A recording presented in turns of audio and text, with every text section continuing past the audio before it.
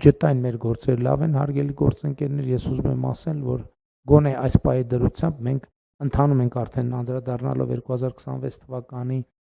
պետական բյուջեի հարկային եկամուտներին, մենք ընթանում ենք մոտավորապես 30 միլիարդ դրամի, ես մի քիչ 10 պակաս եմ ասում, որ լավ,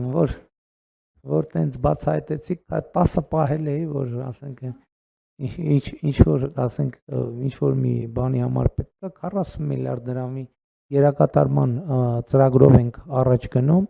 եւ մենք մեր ընկալումն այն է, որ այս մակարդակը առնվազն կպահպանվի, որովհետեւ տնտեսությունը ակտիվ է եւ ուզում եմ նաեւ կանխատեսել, որ տնտեսությունը կակտիվանա նաեւ առաջիկայում, մասնավորապես մեծ իրադարձություն եմ համարում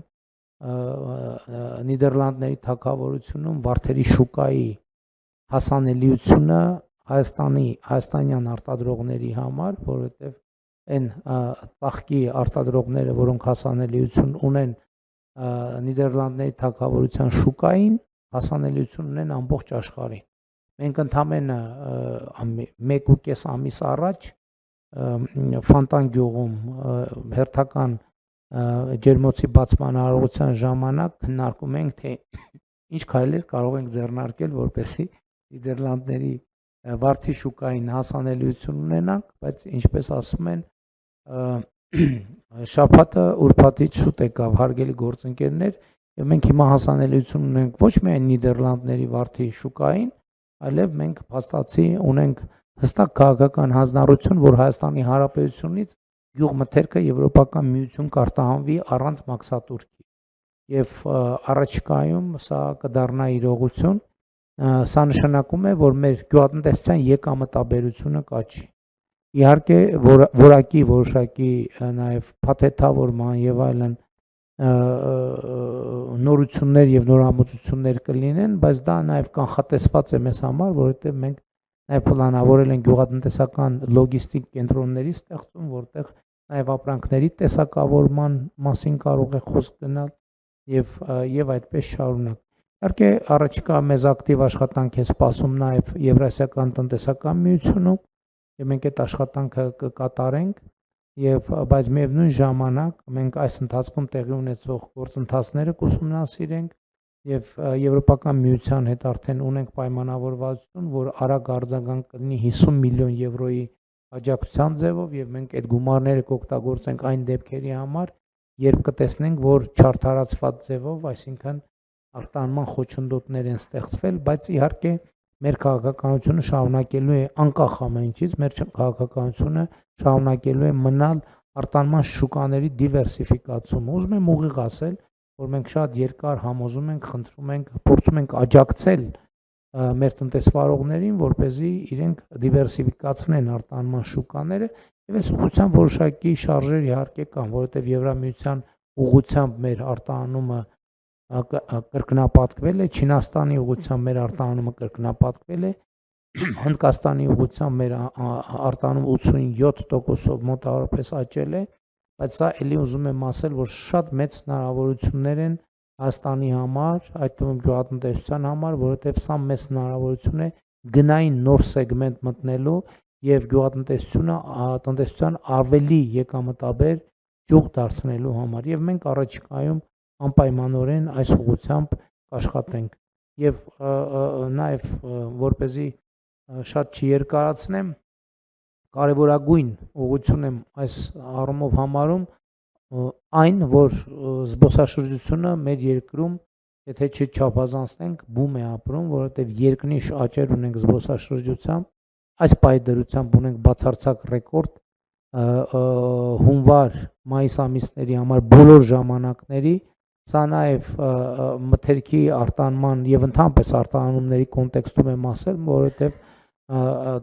զբոսաշրջիկի կողմից սպառվող արտադրանքը նույնպես արտահանում է, որովհետև մեծ հաշվով տարբերություն չկա այդ ապրանքը նա սպառում է իր քաղաքացիության երկրում, թե գալիս է Հայաստանի Հանրապետությունում, կարծում եմ ընդհակառակ այստեղ սպառման հայկական հայաստանյան ապրանքի սպառումը ավելի ընդլայնվում է, որովհետև եթե այնտեղ ապրանքների հասանելիությունը հայաստանյան սահմանափակ է, այստեղ էականորեն ավելի լայն է եւ շատ ուրախ եմ, որ Հայաստանի Հանրապետությունը շարունակում է իր զարգացումը որպես զբոսաշրջային գրավիչ ուղղություն եւ սա կապված է նաեւ իհարկե խաղաղության հետ, սա կապված է ներքին անվտանգության հետ եւ մենք ինստիտուցիոնալ էական բարեփոխումներ ենք իրականացրել, այդ թվում ներքին անվտանգության մակարդակը բարձրացնելու համար, բայց հարգելի գործընկերներ, հաշվի առնելով նաեւ այն փաստը, որ ենթադրում եմ, որ ձեզնից առնվազն մի մասը գիշերը չի քնել, ես այստեղ կդադարեցնեմ իմ զեկույցը 2025 թվականի պետական բյուջեի կատարման ընթացքի վերաբերյալ, չնայած սրանով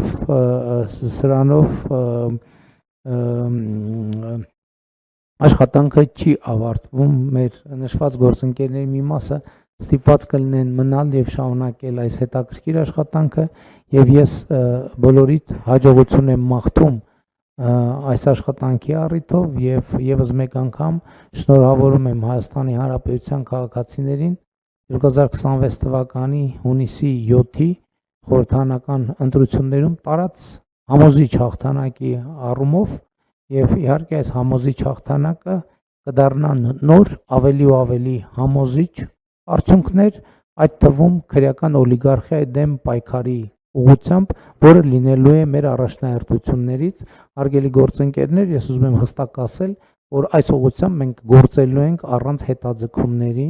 ընդ որում գործելու ենք մի քանի ուղղություններով, արդարադատությունը պետք է կայանա, արդարադատությունը պետք է տեղի ունենա, բայց միևնույն ժամանակ ապօրինի գույքի բռնագանձման համակարգը պետք է հասնի իր լրումին, նաև համայնքային եւ պետական շահերի պահպանության ուղղությամբ պետք է մենք աշխատել, բայց ես նաև ուզում եմ ասել, որ 2018 թվականից մինչև հիմա մենք ավելի քան տարբեր եղանակներով, այդ թվում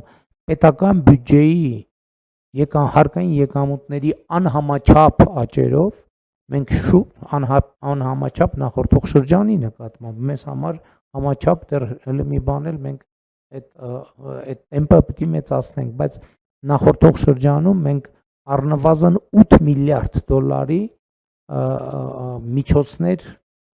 վերադարձրել ենք, ուղղել ենք, հանել ենք ստվերից եւ ուղղել ենք Հայաստանի Հանրապետության զարգացմանը եւ Հայաստանի Հանրապետությունը այսօր բոլորովին ուրիշ պետություն